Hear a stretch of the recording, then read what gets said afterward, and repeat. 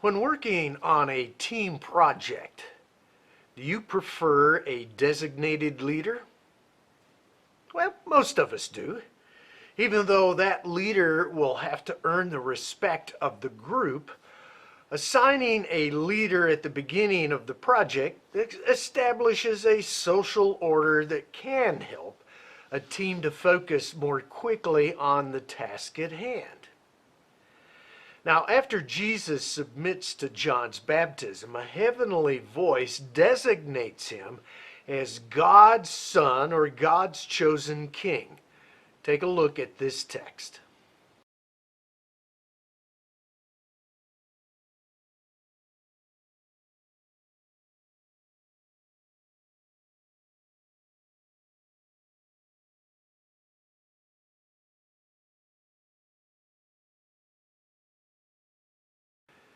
Now, I want you to imagine what Jesus, John the Baptist, and a few others witnessed. The sky opens up as high as the gates of heaven. And out of this big gap in the sky, there comes what looks like to be a dove. At least it's in the form of the dove. And it lands on Jesus as it flutters down. And then we have this authoritative voice speaking from this gap in the sky that says, "This is my beloved Son in whom I take delight." Obviously, this incident is no accident. John the Baptist himself realized it was a divine message. Take a look at his impressions.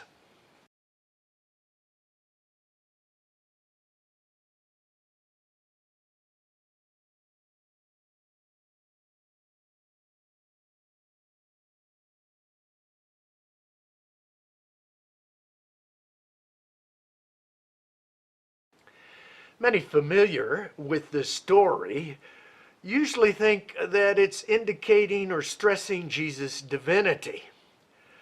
Certainly among non-Jews, they often gave the term Son of God to their leaders, and they did intend for it to indicate divinity.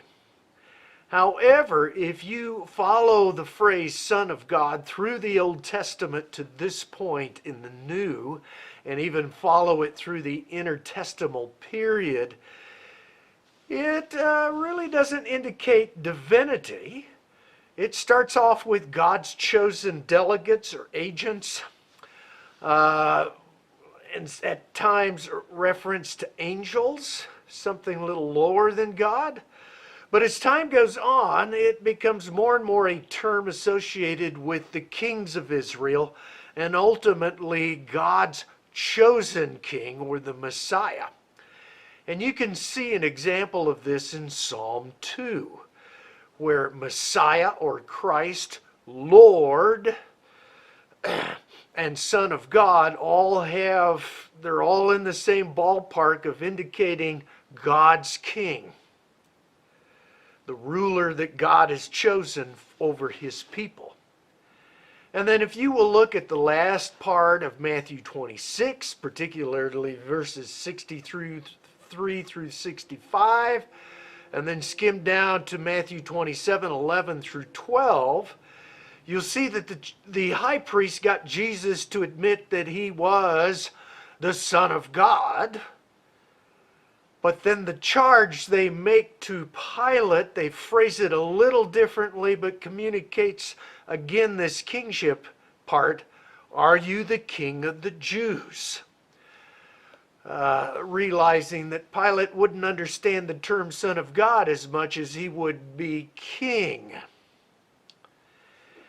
Now, just as Samuel anointed David as king in a private setting, which enabled David to receive God's Spirit. And if you look back in Samuel, you'll see that same terminology. God's Spirit comes upon him, leaves Saul.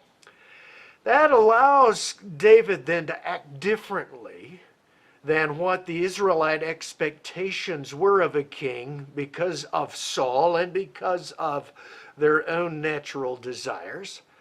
And in the same way, God anoints Jesus rather privately so that he can receive the Spirit of God and act differently as king than the worldly hopes of the people of Judea. In our next lessons, it will become more and more apparent Jesus is the designated king, seeking to earn both the respect of God and the people until he's recognized, fully recognized, by all of God's people and ultimately by all people. I just stop with the lesson here with one reminder. If Jesus is the king, God's king, and you are a follower of Jesus, then Jesus is the king of every ruler, even including the President of the United States.